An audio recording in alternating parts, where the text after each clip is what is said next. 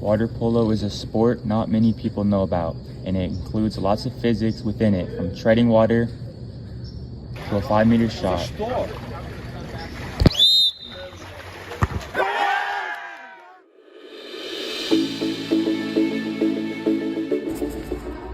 A water polo field has a side length of 30 meters and a width of 20 meters, and it is split into 8 sections: the 2-meter sections, 5-meter section, and the 7-meter section. And lastly, remaining the area separated by the halfway point.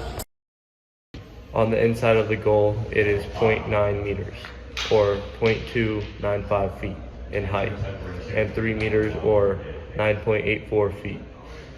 The average men's water polo size 5 ball is around 0.425 kilograms, or 0.937 pounds, and it has a diameter of about 22 centimeters, or 8.66 inches. Treading water.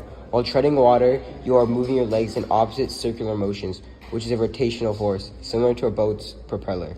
This helps boost your buoyancy, which is when the water exerts an upward force in the opposite direction of gravity, which is why things are lighter in water. Swimming. Similarly to doing a push-up, you're pushing the water in front of you behind, propelling yourself forward. The reason for a 5-meter penalty shot is when the other team commits an infraction, which is when a defender commits a major foul while inside the 6-meter area, which otherwise would have probably been a goal. When a 5-meter shot is called, line up at the 5-meter line while goalie goes underneath the goalpost. Then wait until the ref blows whistle to start play.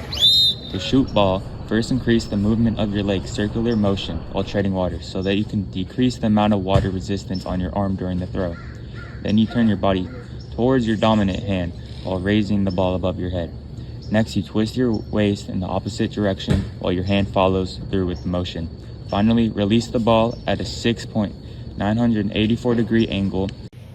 The steps of getting out of the water, turning your whole body, and following through with your arm is allowing you to throw the ball at high speeds because you are transferring your momentum to the ball. Because of the more of your mass are moving, the higher the velocity able to be transferred to the ball. With making the shot of the parameters previously stated, since you are throwing the ball 5 meters away from the goal, the ball would have a horizontal velocity of 20 meters per second, or 44.74 miles per hour, if the ball takes 0.25 seconds to travel from you to the goal.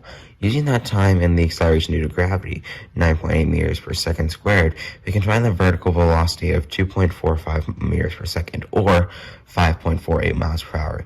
Using the Pythagorean theorem, a squared plus b squared equals c squared, we can get a total velocity of 20.14,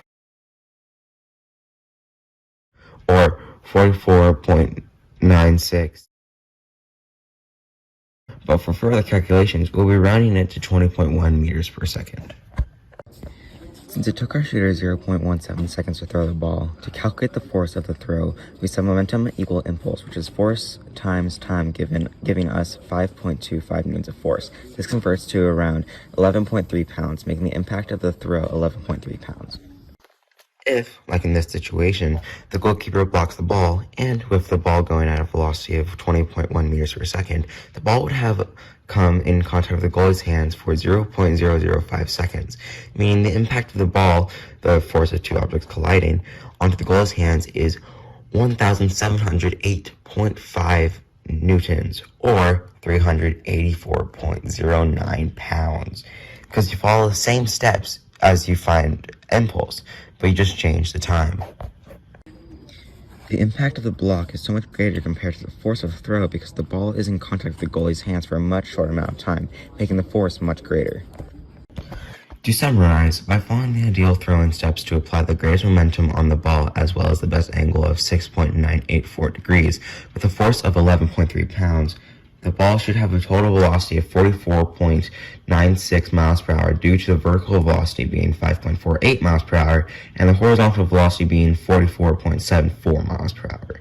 Since the ball is 0.937 pounds, the impact of the ball into the goalkeeper's hands is 384.09 pounds if the goalie blocks it, an immense force upon human hands.